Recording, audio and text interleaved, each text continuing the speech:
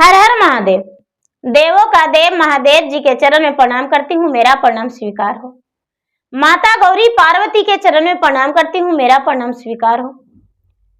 सब देवी देवताओं के चरण में प्रणाम करती हूँ, मेरा प्रणाम स्वीकार हो। गुरु भाई बहना, मैं एक कथा सुनाने जा रही हूँ। इस कथा को पूरा सुनिए और रहस्य जानिए।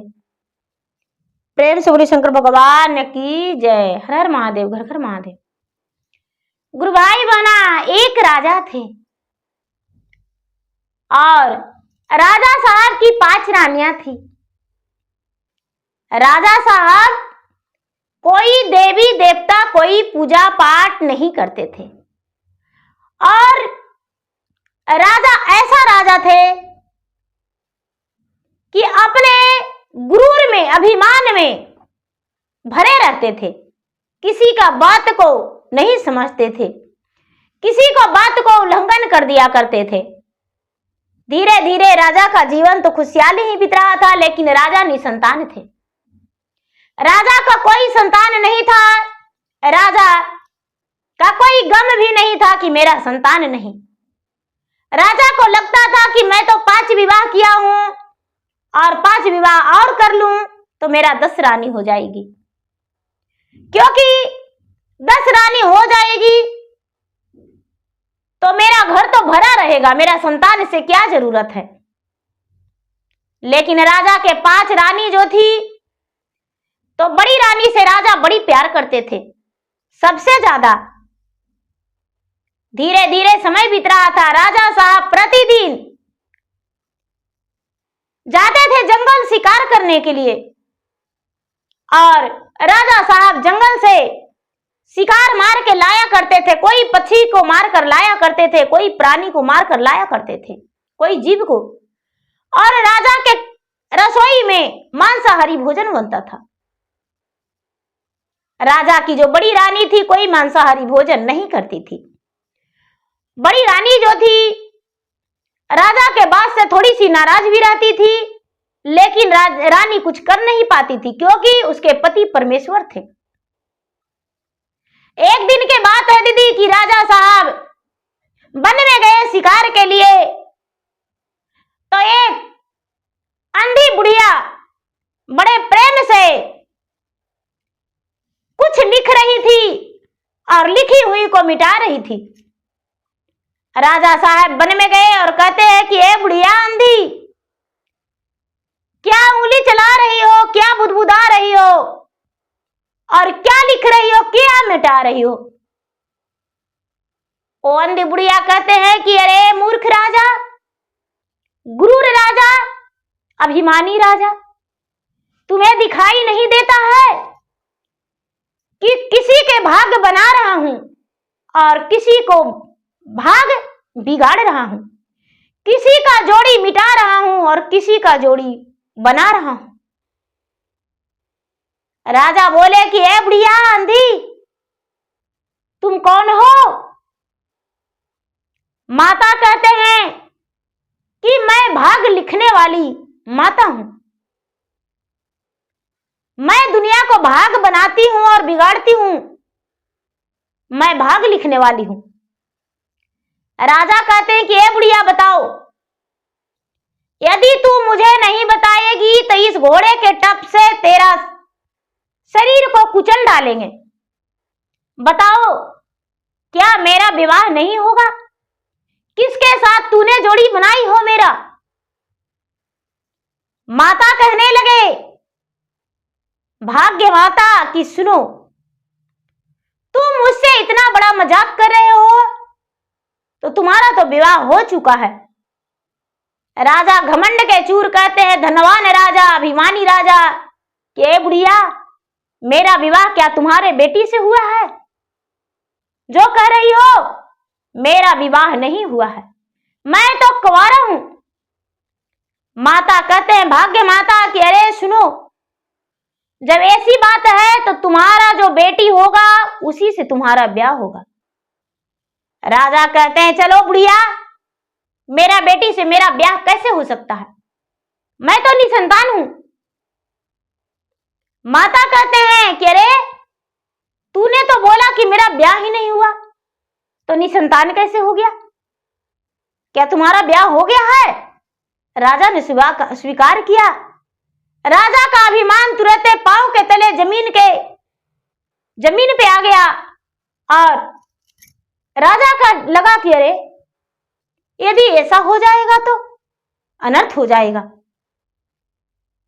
राजा ने हाथ जोड़कर कहते हैं कि हे माता, मैं तो सोचा कि आप एक भिखारन हो, लेकिन सच में यदि ऐसा हो जाएगा तो मेरा राज्य में क्या मान सम्मान रहेगा, बड़ा गलत हो जाएगा माता। नहीं माता, ऐसा मत कीजिए।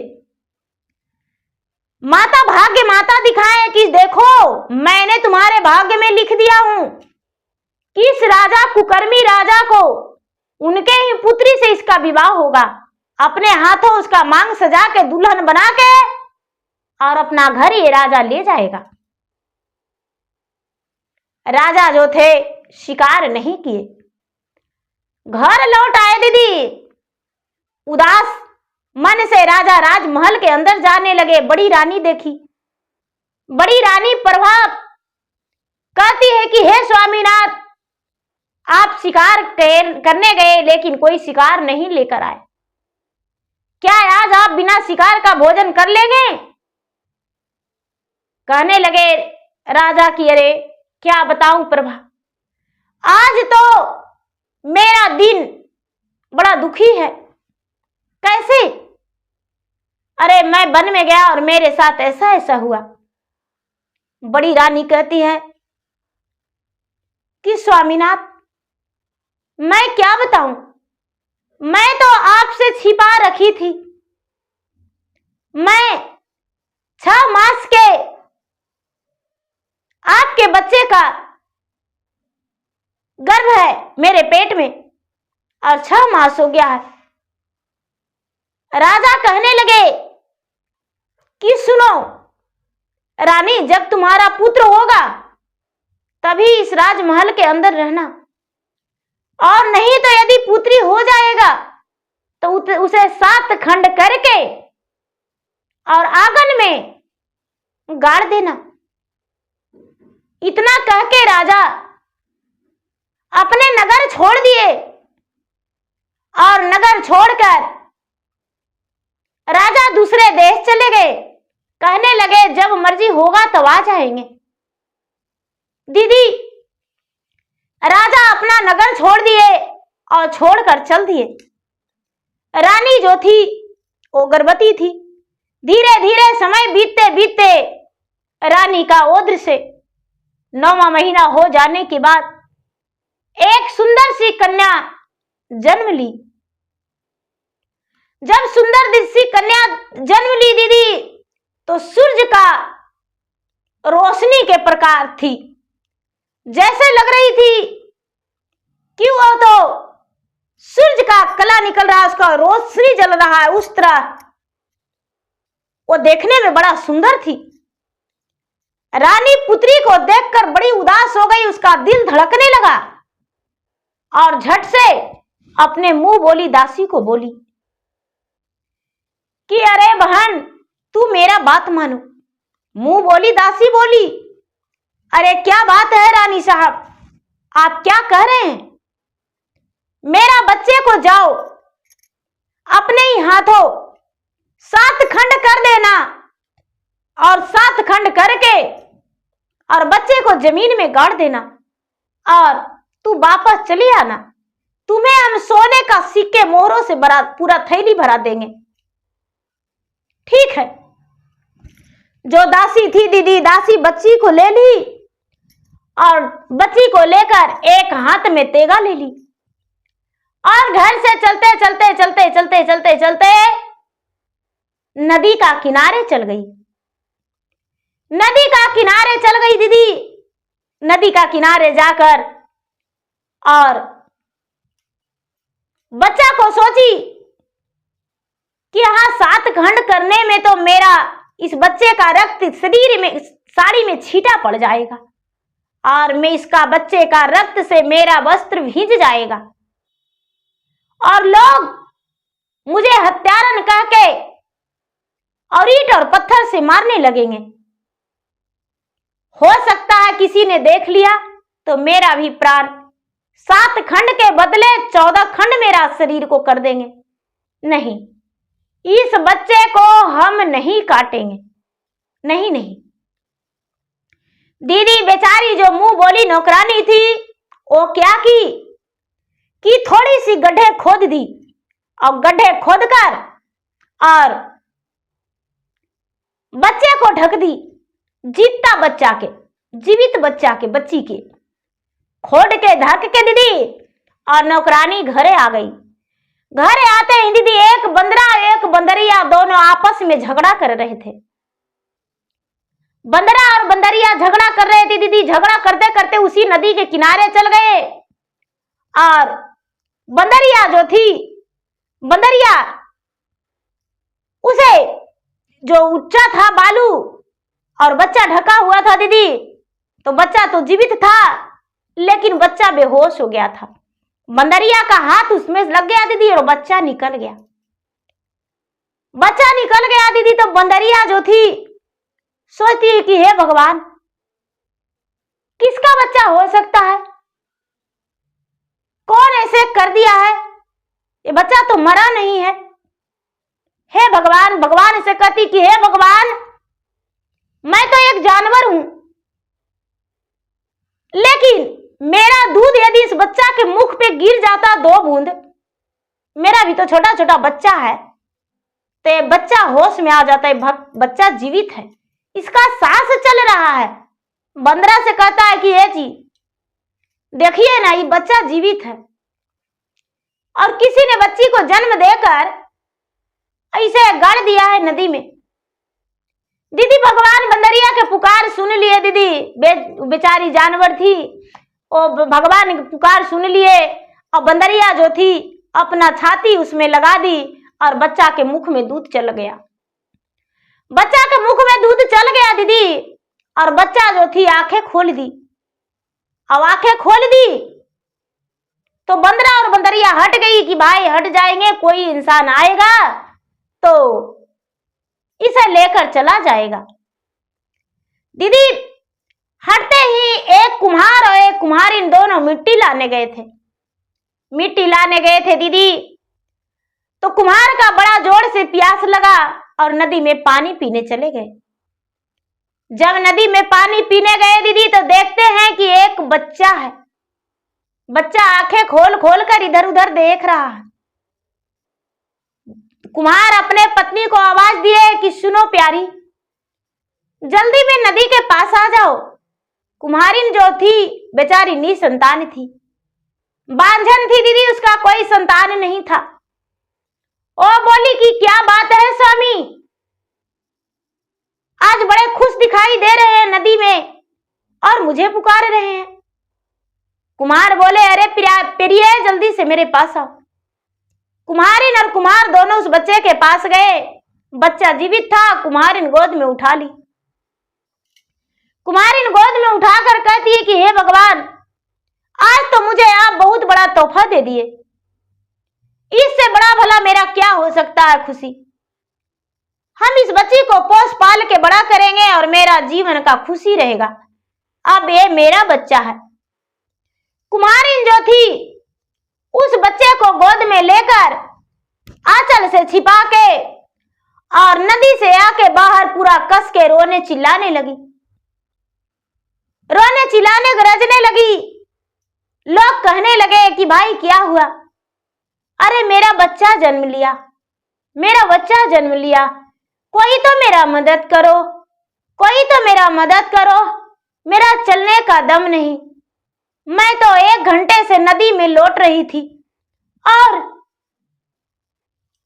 अब तो मेरा चलने का ताकत नहीं। दीदी उसका नर पुरैनी भी वहीं पर सब पड़ा हुआ था। जो दासी थी दीदी, नर पुरैनी भी सब उसी नदी में फेंकी थी। उस बच्ची को कुछ नहीं सेवा किया था। वो दाई जिस रानी के उदर से जन्म ली थी, उसके दाई जो आई थी, दाई कुछ नहीं, नरी पुरैनी के साथ उस बच्चे को फेंकी थी। कुम्हारी ने उस बच्चे का नर पुरैनी भी काट के और अपने बच्ची को गोद में रखी थी। लोग देखने गए तो कहते हैं कि सच में इसका ही उदर से जन्म लिया है इस बच्ची। दीदी इतना बड़ा बच्चे को छुपा रखी थी, तुम्हारा पेट तो दिखता नहीं था। कुमारी हंस पड़ी और कहने लगी कि भाई मुझे लगता था कि हो सकता है मेरे पास बच्चा नहीं पेट में है, और मुझे ऐसा ही लग रहा है, लेकिन मैं तो 9 महीने से इस बात को छुपा रखी थी। मैं तो किसी से इस बात को नहीं बताई थी, क्योंकि मैं मां नहीं कभी बना था, इसीलिए किसी से नहीं बताया था। कुम्हार के घर तो बधाइयां बजने लगा, खुशियां के मारे फुली नहीं समा रहा था। पूरे लोग खुश कुम्हार के घर गाए, गीत मंगल गाए और उनके घर खुशी मनाए। अब कुम्हार और कुम्हारिन दोनों माता पिता बन गए दीदी। कुम्हार के घर भी एक बच्ची हो गई। कुम्हारिन जो थी इस बच्ची को पोसने पालने लगी। धीरे धीरे समय बीतते बीतते वो बच्ची बड़ी हो गई दीदी, और कुम्हारिन जो थी उस बच्ची का नाम रोशनी रख दी। रोशनी किसी के साथ भी खेलने जाती थी तो सब कोई उसको सूरत को निहार कर कहते थे कि ये कुम्हारिन का बेटी कितनी सुंदर है रोशनी, ये तो सच में सूरज का रोशनी है, लगता है कि भगवान स्वयं इसका सूरत बैठकर बनाए हैं। धीरे धीरे समय बीतते बीतते दीदी कुम्हार का बेटी जो थी वो 12 बरस की हो गई। 12 बरस की हो गई, बड़ी हो गई, सियानी हो गई और एक नंबर भगवान के भक्त बनी दीदी। बिना पूजा पाठ के वो खाना नहीं खाती थी। गांव के पश्चिम उस नगर में जहां कुम्हार का घर था दीदी, उस नगर में गांव का पश्चिम एक भगवान का मंदिर था महादेव का, और वो रोशनी प्रतिदिन पूजा के थाल सजा के लोटे में जल लेकर भगवान के जाके पूजा करती थी और मंदिर में बैठकर दीदी भगवान के भजन करती थी, भगवान के आरती करती थी और उसके बाद चल आती थी। एक दिन का बात है कि मंदिर का पास एक कुआं था दीदी, और कुआं के पास एक बाल्टी एक रस्सी रहता था। राजा का बहुत जोरों से प्यास लगा। जब प्यास लगा, राजा प्रतिदिन उस रास्ते से शिकार को जाते थे। राजा कुछ ही दिन दूसरे प्रांत में बिताए, दूसरे राज्य में बिताए और लौटकर अपने घर आ गए थे। जब अपने घर आ गए थे दीदी तो अपने रानी प्रभा से पूछे कि क्या तुम्हारा ओद्र में क्या पल रहा था, बेटा या बेटी?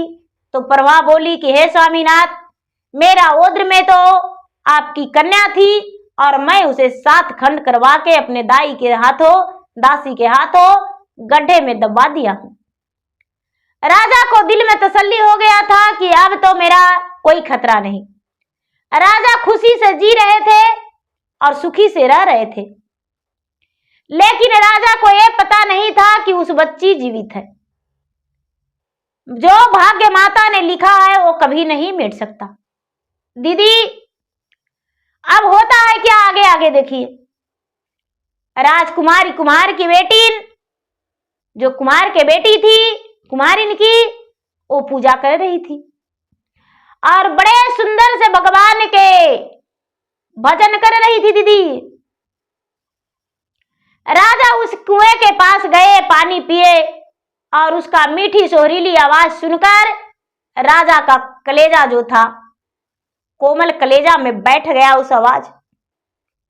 और राजा उस मंदिर के दरवाजे पर राह देखने लगी कि कौन सा है जो इतना सुंदर सुरीली आवाज में, मीठे आवाज में भजन गा रही है।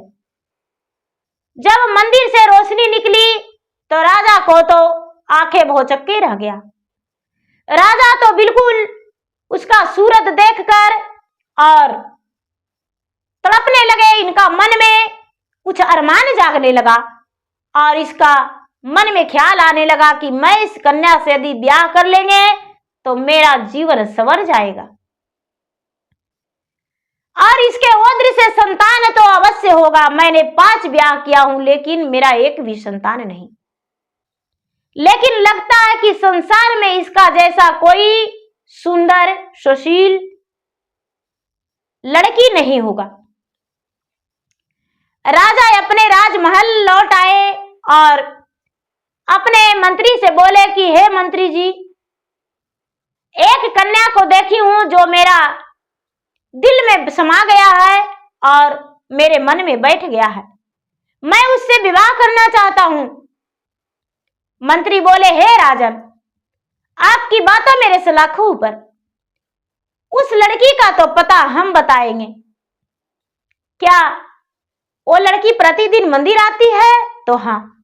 अब मंत्री साहब सुबह सुबह चले गए मंदिर के पास और मंदिर में उसका राह देखने लगे। कुम्हार का बेटी आई और मंदिर में पूजा की। मंदिर में से पूजा करके और जाने लगी तो पीछे पीछे मंत्री उसके घर चले गए। जिस घर में कुम्हार की बेटी रोशनी घुसी, उसी दरवाजे पे मंत्री खड़ी हो गए और कुम्हार से कहने लगे कि कुम्हार भाई, क्या ये आपकी बेटी है? कुम्हार बोले, हाँ, ये तो मेरा ही बेटी है। आखिर क्या कहना चाहते हो? ये बात सुनकर मंत्री बोले कि देखो, मेरे राजा साहब के मन में तुम्हारे बेटियां भाग गई है। क्या तू अपना बेटी से मेरे राजा साहब से ब्याह करोगे? ऐसा बात सुनकर कुम्हार तो दंग रह गए और कुम्हार कहने लगा कि नहीं, कहां राजा साहब और कहां मेरी बेटी? मेरी बेटी तो एक नन्ही सी छोटी सी है और मैं राजा के घर कैसे राजा से ब्याह कर सकेंगे? कई लोग इस बात को सुने और कहने लगे कि अरे कुम्हार भाई, क्या तू अंधे और पागले हो गए हो? तुम्हें समझ में नहीं आता है? तुम्हारा बेटी एक राजरानी बन के रहेगी। क्या तुम्हारी बेटी मिट्टी कोड़ेगी और मिट्टी गुनेगी? क्या बर्तन बनाएगी? क्या वो चूल्हा चौका करेगी? उसके लिए तो कई नौकरानियां लगे रहेंगे। उसका जीवन तो धन्य हो जाएगा। वो तो एक राजरानी सच सवर के बैठी रहेगी, राजमहल की एक रानी रहेगी। सबके बात सुनकर कुम्हार और कुम्हारिन दोनों तैयार हो गए इस ब्याह से। वो तो नन्ही सी बच्ची थी, 12 वर्ष की थी, उसे तो कुछ समझ में नहीं था और कोई पता नहीं था। धीरे धीरे वो दोनों राजी हो गए और राजा को पता चला कि वो राजी हो गए। राजा तो उनके घर बहुत सारे रुपये भेजा दिए और कह दिए कि उसे कह दो अच्छे से मेरा बारात का स्वागत करेगा। कुम्हार और कुम्हारिन रुपयों पाकर बड़े धन्य हो गए, खुश हो गए और ब्याह के अपने बेटी का तैयारी कर दिए। राजा साहब धूमधाम से दीदी बारात ले गए और बारात ले जाकर और उस कुम्हार के बेटी से राजा साहब ब्याह करके मांग में सिंदूर सजा के सुंदर सा चुंदर पहना के और कन्या के घूंघट लगा के डोली में बिठा के दीदी अपने घर राजा ले आए। 16 सिंगार में सजी हुई, मांग में सिंदूर भरी हुई राजा की बेटी राजा की दुल्हन बन के और राजा के घर आंगन आ गई। अब राजा की जो बड़ी रानी थी अपने हाथों से राजा की सुहाग से सजा रही थी, दीदी सुहाग से सजा रही थी। और बड़ी रानी का अरमान लग रहा था कि हे भगवान, राजा साहब छठे विवाह कर लिए। हे भगवान, राजा साहब तो विवाह तो कर लिए, अच्छा है, लेकिन कितनी छोटी, कितनी नौजुवक है, कितनी सुंदर है। राजा उसका सूरत में मोहित हो गए हैं। राजा का सुहाग सजा के दरवाजे पर बैठ गई रानी, तो राजा के दरवाजे पे एक बकरा और एक बकरी दोनों लड़ रहे थे। बकरा से बकरी कहती है कि भाई क्यों तू मुझे मार रहे हो, तू तो मेरा पति है। बकरी को बात सुनकर बकरा बोला कि अरे तुम्हें आज दिखाई नहीं देता, आज कितना बड़ा घोर अनर्थ होने वाला है। बकरी बोली कि क्या क्या अनर्थ होने वाला है? आखिर क्या धरती फट जाएगा या आसमान नीचे गिर जाएगा? क्या अनर्थ होगा? तुम नहीं जानती हो। अरे क्या बताऊं, बताने लायक रहे तब तो। बकरी बोली तो जो भी बात है वो दिल खोलकर बता दो। जिस कन्या को राजा विवाह करके लाए हैं वो कोई और नहीं, रोशनी जो है प्रभा का ओद्र से जन्मा हुआ पुत्री है, जो कुम्हारी ने अपने बेटी बनाकर और पोसी पाली है। अरे ऐसा कैसा हो सकता है? राजा का तो 5 रानी है लेकिन सब बांझन है।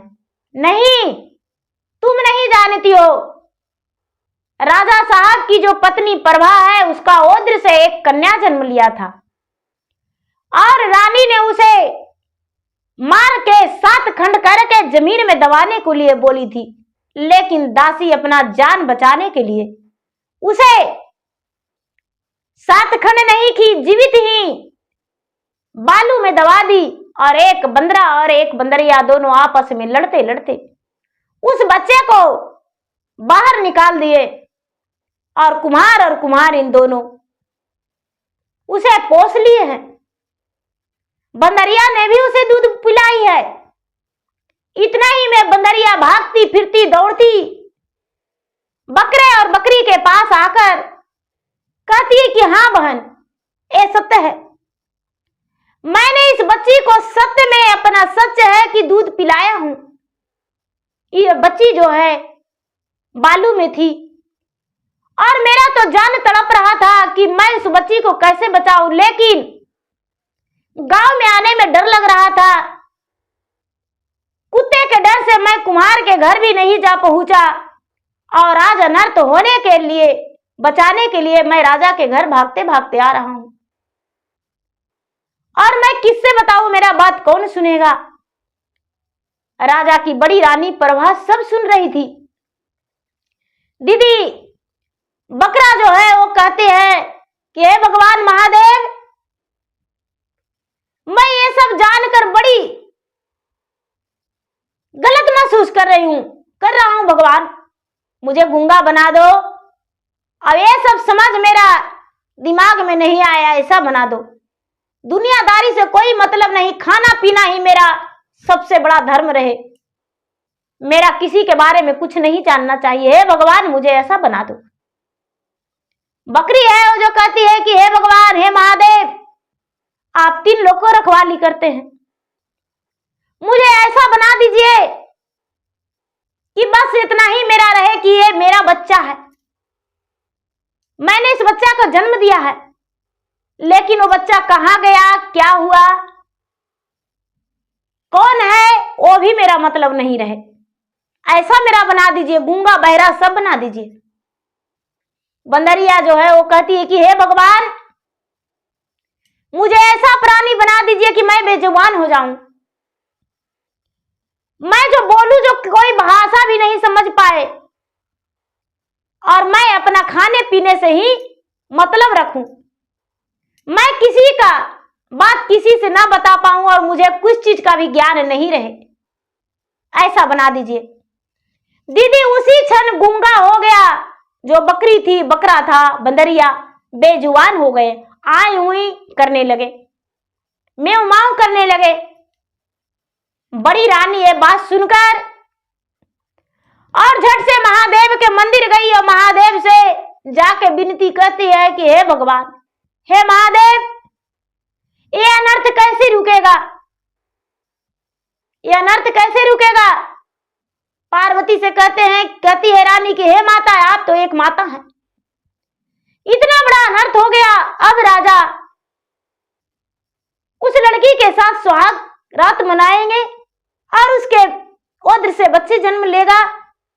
राजा के हाथ तो अनर्थ हो ही गया है, ये सब इसका पाप का भागी मैं हूं, अब मैं क्या करूं? हे धरती माता, इसी क्षण फट जाइए और मैं आपका गोद में बैठ जाऊं। दीदी रानी जो थी, रानी धरती माता के सुमरन करने लगी, भजन करने लगी और ध्यान करने लगी। धीरे धीरे धीरे धीरे धीरे धीरे धरती फटने लगा, धरती फटने लगा और जो रानी थी, रानी धरती में समाने लगी। राजा देखने लगे कि अरे मेरा रानी जो है धरती में समाये जा रही है, तो राजा कहते हैं कि अरे प्रभा, मैंने ब्याह किया तो तुम मुझसे बताए बिना धरती में क्यों समा रही हो? रानी कहती है कि हे स्वामीनाथ, क्या बताऊं, मैं तो जो गलती किया हूं वो गलती अब दोहराने लायक नहीं है, ऐसा बात है। राजा कहते हैं कि हे रानी, एक गलती सिर्फ आपसे नहीं, इस पाप का भागीदारी मैं भी हूं, इसलिए मैं भी नहीं रहना चाहता हूं, मैं भी इस धरती में समा जाना चाहता हूं। और राजा भी उस धरती में समा गए। धरती में समा गए राजा और रानी दोनों धरती माता के गोद में बैठ गए। अब जो राजा की पुत्री थी और जो रानी बन के आई थी, पत्नी बन के आई थी, उसे पता चला कि मैं तो इस घर में आते ही विधवा बन गई, मैं इस घर में आते ही विधवा बन गई। मेरे पति और मेरे बड़ी सौतन धरती में समा गए। तो अभी धरती माता से कहती है कि हे सत्य के धरती, तू मेरे लिए 7 हाथ फट जाओ और मैं इस धरती में समा जाऊं। आखिर मैंने क्या ऐसा गलत किया जो मुझे आते ही मेरे राजा पति और मेरे सौतन धरती में समा गए, मेरे लिए भी धरती फट जाओ।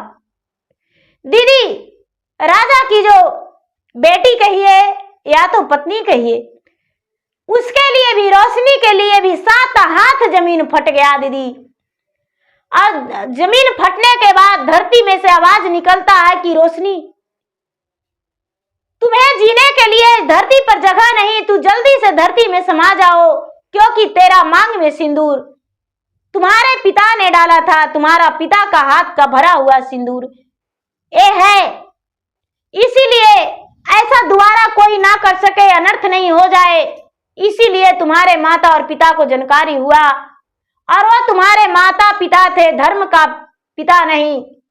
तुम्हारे पिता जो कुमार और कुमारिन थे वो तुम्हारे माता पिता नहीं थे, वो तो पोसने पालने वाले तुम्हारे माता पिता थे।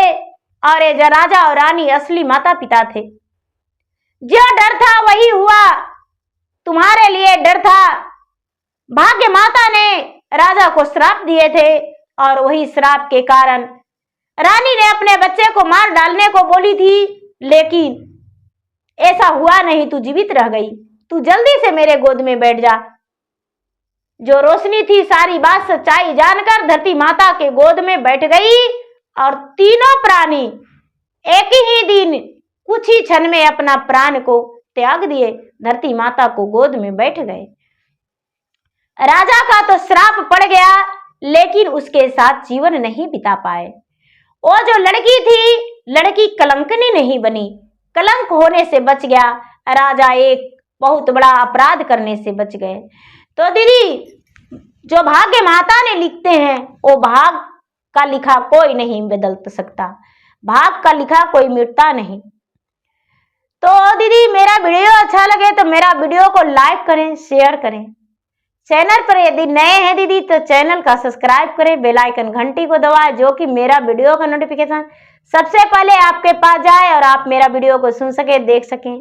कमेंट बॉक्स में हर हर महादेव जरूर लिखें, जिसमें मैं आपके नाम के भगवान के शरण में अर्जी लगा सकूं, आपके लिए भगवान से दया मांग सकूं और आपके सुखी जीवन के लिए भगवान से कामना कर सकूं, आपका जीवन में मंगलमय हो।